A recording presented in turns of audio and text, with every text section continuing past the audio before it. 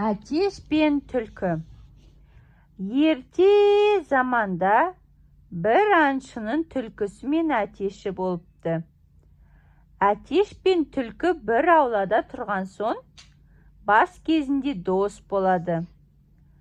Әтеш күнде таңертең иесін оятады, ал түлкі болса қызғылт сары жұмсақ жүнін күнге жылтылдатып, аулада ары-бері жүреді екен.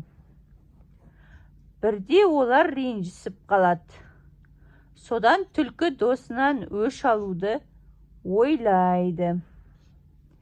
Иесінің аңға кетуін күткен түлкі үйдің артында тығылып жатады.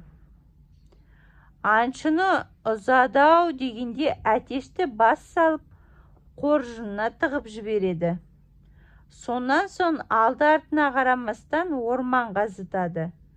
Осы кезде аңшы үйіне қайта оралған еді. Ол әтештің дауысын естиді. Дауысы шыққан жаққа келсе, түлкі әтешті қоржынынан енді шығарып жатыр екен.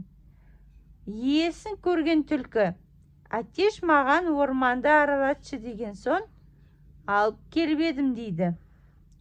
Ол әтешті аңшыға ұстата салып, қаша жөнеледі. Осы уақиғадан кейін иесі түлкіге сенбейтін болыпты. Түлкі бұдан кейін орманда тіршілік етеді екен.